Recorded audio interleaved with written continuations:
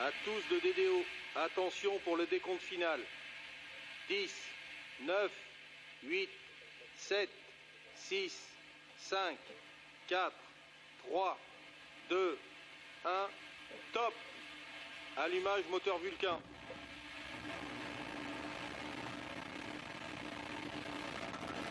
Allumage EAP et décollage VA252.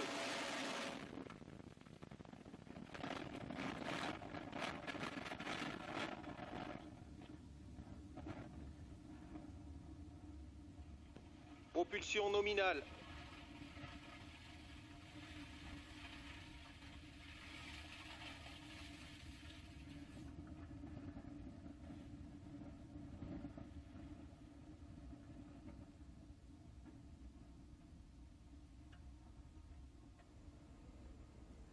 Well, there we go. Gosh, I have Tous les to say, it is paramètres always an bord sont extremely normaux. moving experience to watch this. It's my second live, but my goodness, it is something else, isn't it, Josh? You've been doing this for years. I've never seen one from the terrace here, or just now at plus 50 seconds, getting the noise of the liftoff with that delay. There you go. I don't know if you can hear us, but here we go. And yeah, we have. I've been, this is a very loud noise. So we have our launcher has passed Mach 1 and it is now moving faster than the speed of sound. Josh. 770 Paramètres bord normaux, trajectoire nominale. I hope you can hear me. We need a lot of push, and we have a lot of push, and you can hear it. 5 tons of fuel burning every second. That's 2.5 tons burning every second in each booster.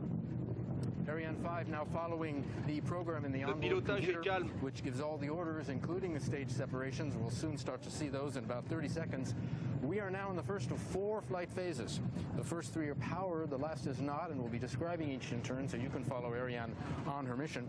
Right now, the first flight phase, the single first stage engine and the 2 boosters are burning. You can see that on the animation on the screen, and the boosters will burn for just over 2 minutes, and you'll hear that from the DDO. So, yes, the boosters will have basically got rid of all their propellant in just over 2 minutes. I'm looking at the screen to check, obviously, the time. And so that will then follow the basic rule in spaceflight, which is, well, you've got to share the most weight fast as possible so you can move faster and get your mission accomplished. So we'll be getting rid of those boosters right now. Here we go. Waiting for confirmation. You see it on the screen. Séparation des étages, accélérateur You see what it à looks like up there. There is another. There are, of course, 2 boosters. There's one falling away out of camera range on the port side of the vehicle.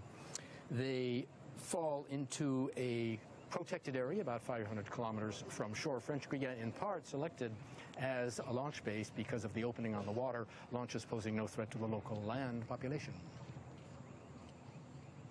So if you take a look at the bottom of your screen, on the left you will see the altitude and on the right you'll see the speed. So we are currently going at a speed, our launch is going at a speed of just over 2 kilometers a second, and we are at an altitude of 100 kilometers. This is the crucial altitude, isn't it, Josh? Because it's the altitude where there is no more heat or friction to bother our passengers. What's going to happen? Do you know the altitude we need, the speed, I'm sorry, we need to separate a satellite? I think it's 9 kilometers a second. Yes, it is. Do you know why? Tell me why, Josh. It's because the satellites are going into geostationary orbit, and that is the speed, roughly, at which the Earth turns. And the geostationary orbit means the satellites are hovering over one particular point on the Earth, Korea or Japan in this case, so flying at the same speed. Let me show you. You're the Earth, and I'm the satellite, all right? You start turning. Okay. All right. So if you turn to the same speed, I say with you, that's geostationary orbit. So here we have it, and we have in this in the meantime, we have now got rid of the fairing, and our satellite is our top satellite. The one in the upper position is now exposed to space. Arianespace, part of the European Korea. We're awaiting confirmation of the cutoff of lower stage, and you have it on the animation. You saw the engine shut down, and there is separation. And you'll watch the nozzle, and it lights up. There you have ignition of the upper stage. You see the lower stage falling back into the Gulf of Guinea. These 3 orders, extinction and separation of the lower stage and ignition of the upper stage, coming on time, given by the onboard computer in about 13 seconds. Our mass now, 29 tons, down from Sky Perfect JSAT and Lockheed Martin, the 8th satellite. Between them, the 47th Lockheed Martin satellite to be launched by Arianespace. As we near confirmation from the DDO on separation, due in a few seconds. Always a moment of high concentration, no matter how much experience you have.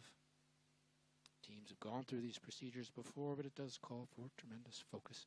There's Séparation du satellite JCSAT-17. And there you have confirmation by the DDO. And our first good news, you notice people here in Jupiter very politely holding their applause because the mission is not over. We still have to separate our final passenger, GEO-KOMPSAT-2B. That's coming up in about 4 minutes. You see our first passenger pushed away. A series of springs pushes her away from the mothership, starting her life. JCSAT-17 using the new Lockheed Martin 2100 bus for the first time, offering flexibility in the signal, has returned. SILDA separation. SILDA is the like bell-shaped structure which allows us to carry a second passenger. Separation coming right on time over the Indian Ocean, revealing our lower passenger, GEO-KOMPSAT.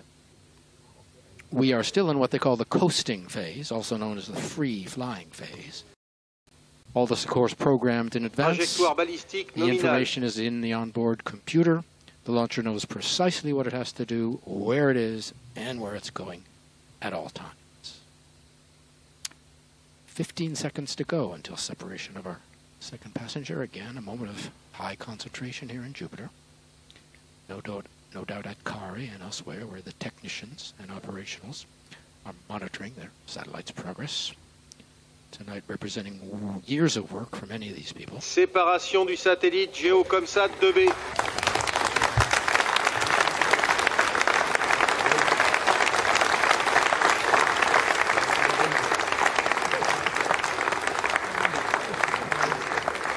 So, the final good news. You can hear the applause now from the people in Jupiter. Ariane 5 delivering her second passenger, GEO-KOMPSAT-2B, over the Indian Ocean.